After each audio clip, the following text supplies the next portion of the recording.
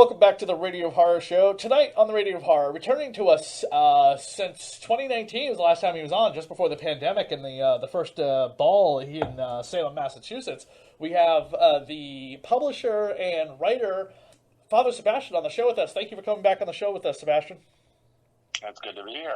Thank you for having me. Since 2019, you started a magazine, the Vampire Magazine. That is fantastic. I have a couple issues, and it is a slick book.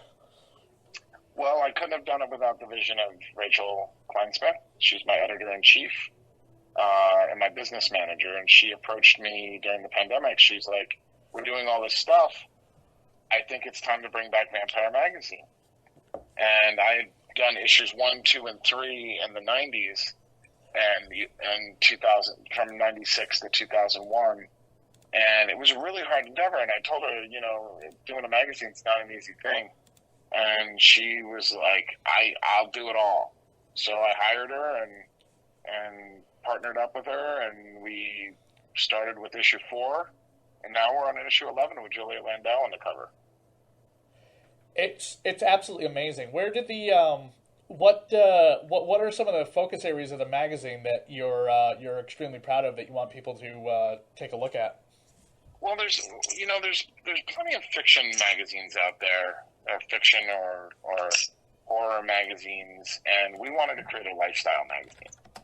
So everything that we do is art, architecture, indie film, theatrical, makeup, fashion, and the esoteric. And in the last 5 years, the vampire witch community, the vampire magic community, has grown significantly and is becoming something very, very much of a practice, just like any other form of witchcraft. The most recent issue was a large interview with Julie Landau, who just got done making a documentary about vampires. How did you guys get involved with her? I think she'd been to some of your events out there in LA, right? Yeah, she's been to the Endless Night Vampire Ball.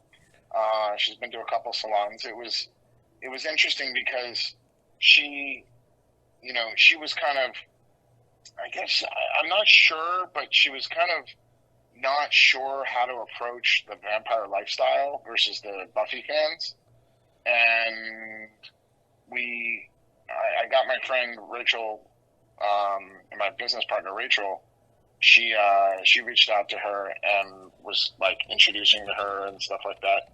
And on the other end, my best friend, Patty Negri, the Good Witch of Hollywood, and who I met on Ghost Adventures, she also approached Juliet Landau and just said, this is a great relationship to have.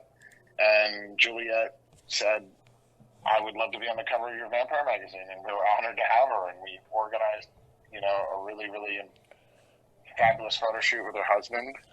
And we had a full production. And we even had catering. It was really cool. But the thing is that lifestyle can be as simple as wearing a pair of fangs on a daily basis, just like you would a tattoo or a piercing, to practicing vampirism as a spiritual path. And we want to be able to, there's such a market out there for that. And there's so many people that are interested in that are scattered out there and lonely and have no resources. We thought that this would be a great opportunity to provide that. And we've really focused on not just slamming on hot models on our covers. That works for other magazines. We want to show a real diversity of people and people that really embrace the vampire lifestyle. Some of the models you've had on the cover since it got, I guess, resurrected would be the best term. I know Alexia, but I'm not familiar with a lot of the others. There's a woman in red with a red bra underwear set on with red hair. Who's that? She is the most famous fetish alternative model in history. Her name is Danny Devine. Wow. And she has almost 1 million followers on Instagram and 4 million followers on Facebook. She's on the cover of Maxim magazine several times, and she's been in many rock music videos, and she's just a doll. She's a lovely woman who I made things for when she was 18 years old back in London when I was working at a horror tattoo shop on Highgate, and I made her things, and we lost touch for a while, and then one day I was at Hellfest, a huge metal festival with literally everybody in the metal scene has played there. Ozzy Osbourne, Iggy Pop, Guns N' Roses, you name it. And I was in the back area, and I was in the VIP, and I walk up, and there's Danny standing on top of a destroyed Cadillac with 50 photographers around her, dressed in a costume from Mad Max. And I go, Danny! And she looks up, and she's like she knows that voice. And then I just walked into the bar, grabbing myself a Coke, and I got a tap on my shoulder, and she goes, Father Sebastian, it's been so long. And she had made it famous in that period of time. I mean, she's really famous. She's like shooting all the time. And I was really, really happy to have her friendship again. And we went and hung out that weekend. She introduced me to a member of the fire group called Pyrox.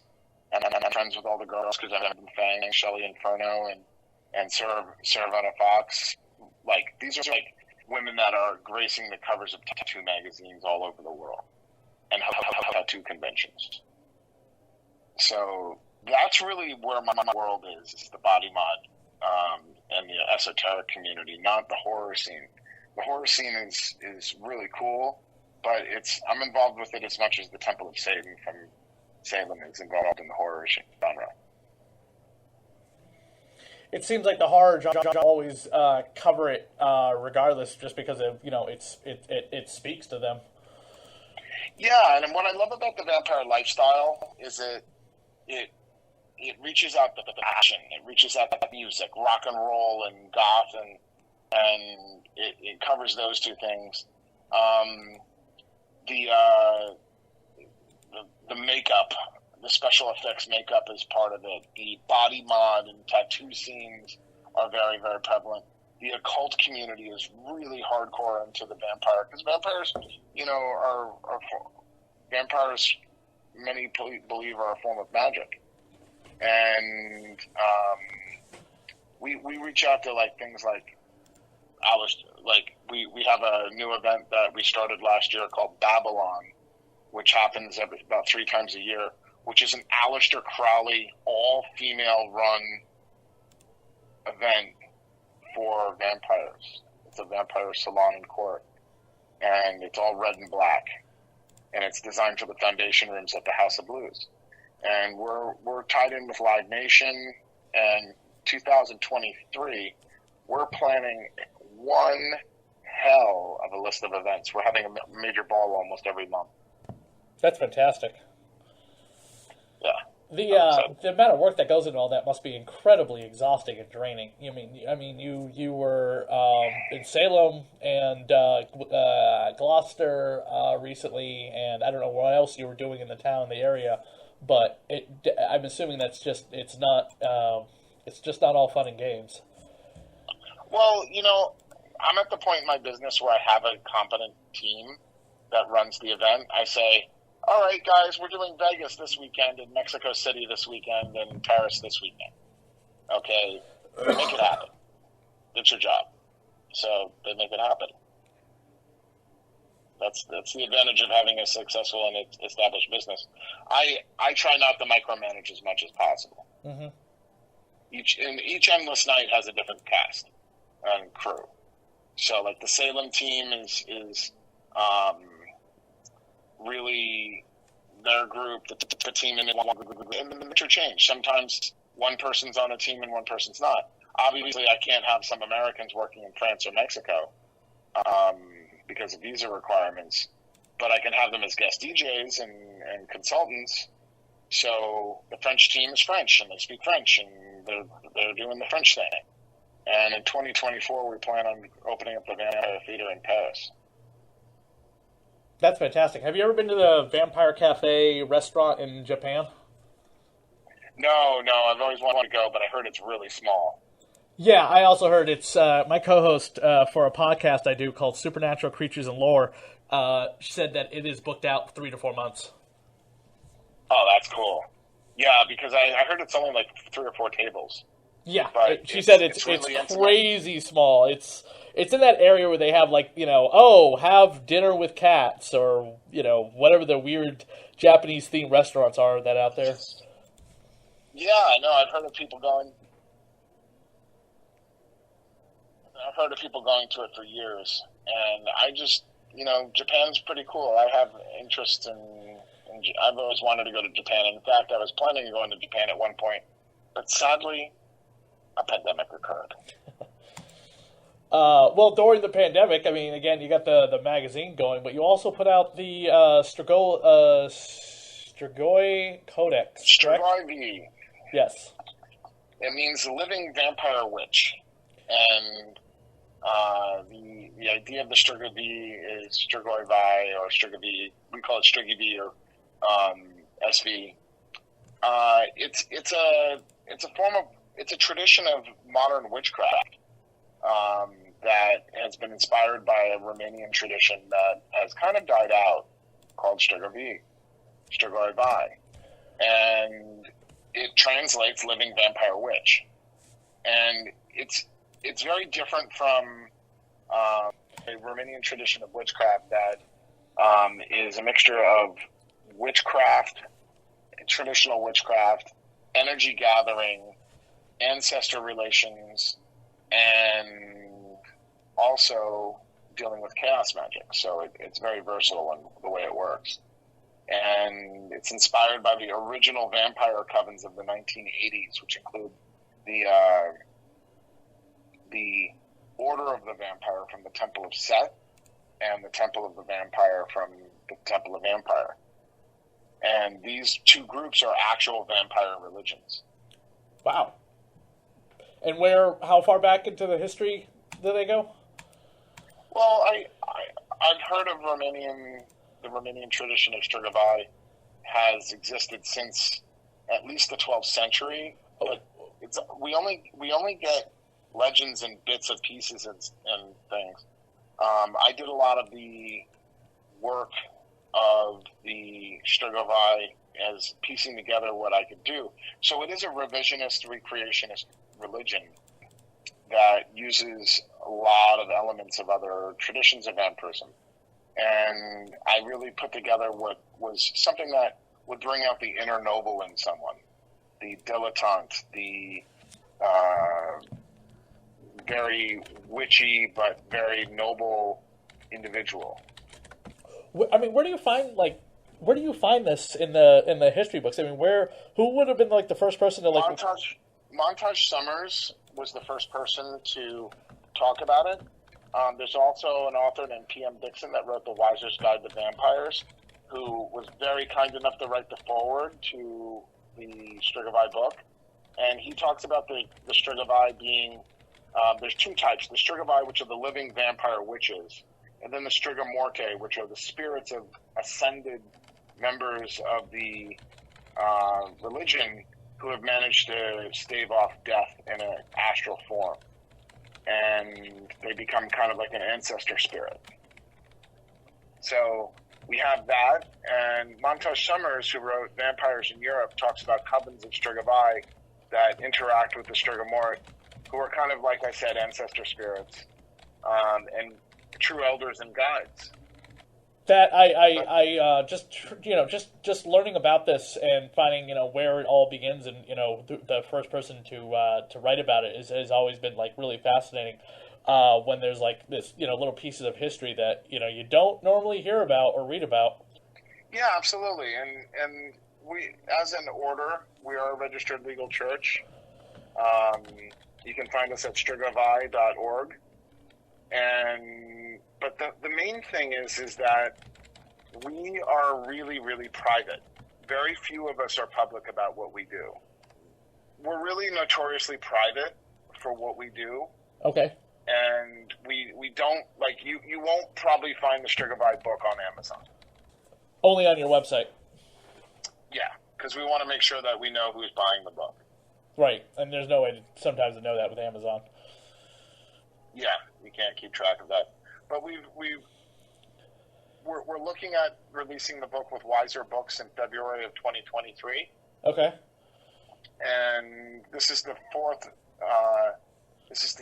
fifth edition of the book. It used to be called Sanguinomicon and Vampire Magic, but this is a collection of all the books of the Strigavai in one volume.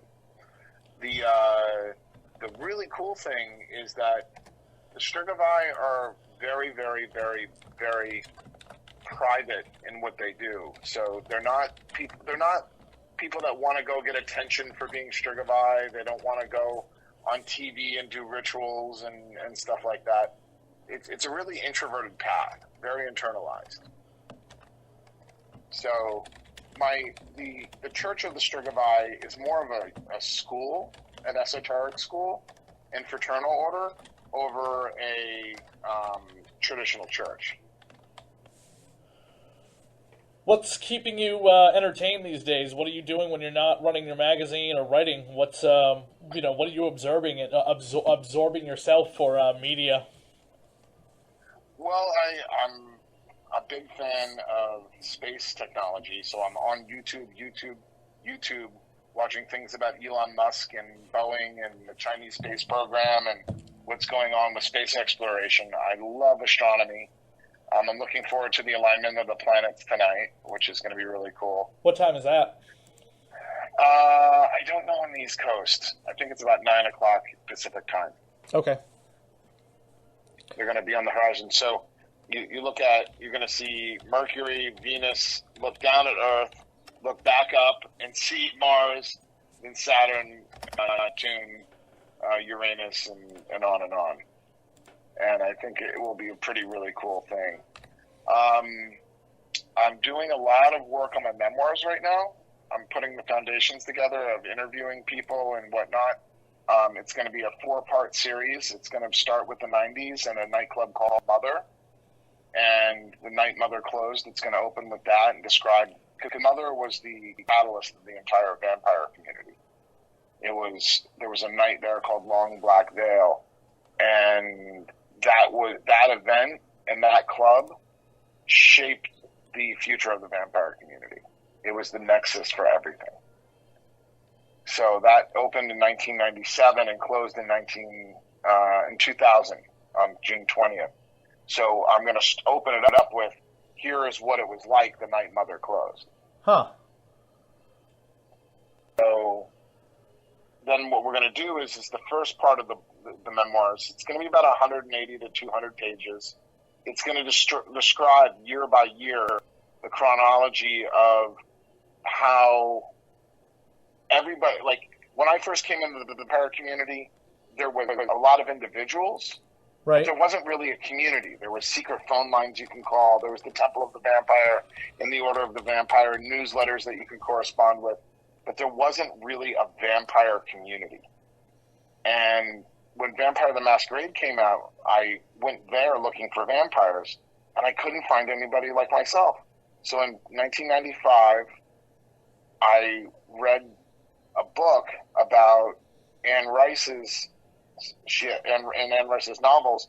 There was a secret network of bars called the Vampire Connection, which would have really cheesy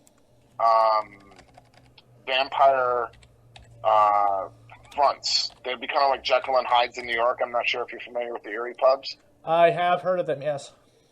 Okay, so it'd be like Jekyll and Hyde's, like a really cheesy animatronics, people dressing around in Dracula costumes.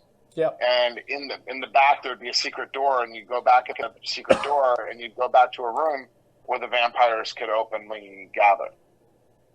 So it was kind of like a hidden front for vampires, because vampires don't want humans to know they exist. Right. So what happened was, I was inspired by that to create a network called the Sanguinarium, which basically was nightclubs, bars, havens, temples, organizations, courts, and businesses that all catered to the vampire subculture. And Vampire the Masquerade, the role-playing game, was such an influence on the vampire culture, it brought a lot of people out of the woodwork. And 1995 was the pivotal year where vampires could go in public. And Anne Rice had the biggest vampire gathering in history, which was 6,000 people in New Orleans. Halloween, the after interview with the vampire came out, and that's when vampires just came out of the coffin in the troves. Did you get a chance to meet Anne Rice before she passed? 4 times I've met her. I had opportunities to get closer with her, but the most important thing was that I wanted to be a fan.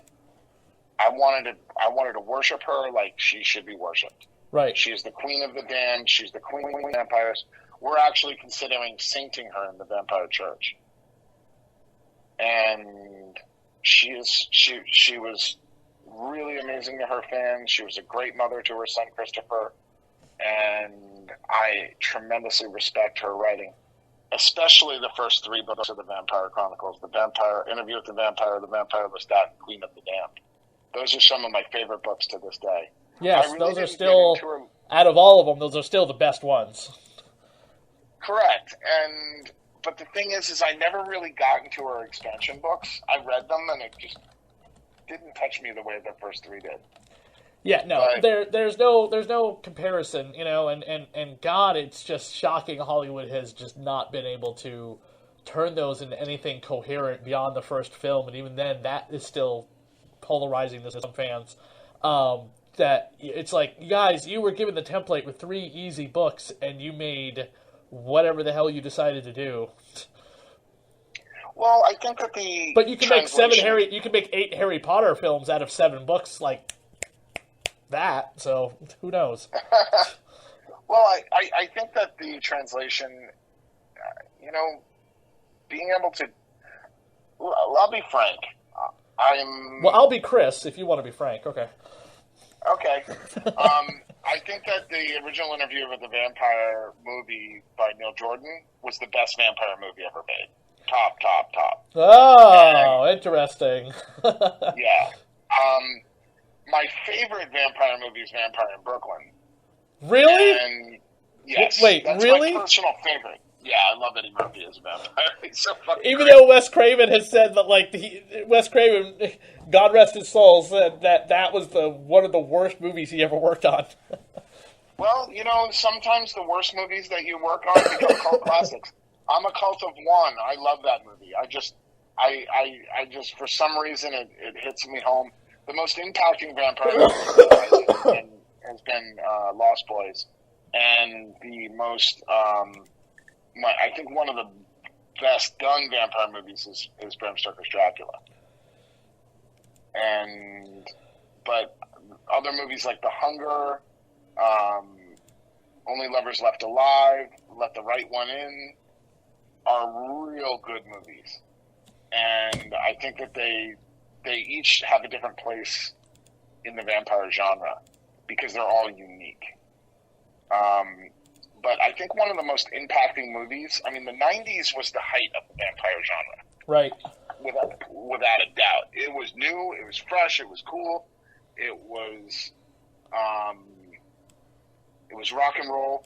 And as my friend Tony Sokol from the Vampire Theater said, that the vampire genre was probably the most powerful genre, one of the most powerful genres in the 90s, because you have Bram Stoker's Dracula, Interview with the Vampire, and Blade, which are still all to this day watched by all the Gen Z kids that I know that get into the vampire genre watch the Father Sebastian's top 10 vampire movies. Yeah, we have I do a podcast called the Vampire Movie Minute Podcast. It's started since you've been on the show. And in fact, actually, it did start like a couple months later. We covered The Lost Boys for the first film. We break the film down 5 minutes at a time because there's a lot that can happen in like a minute to 5 minutes of a movie.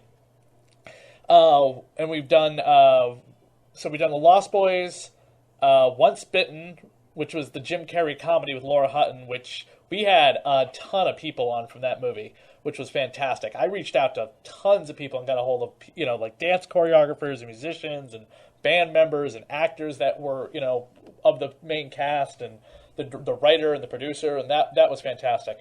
Life Force, which is a sci-fi vampire movie. I know it well. Very ridiculous, very famous for all the wrong reasons.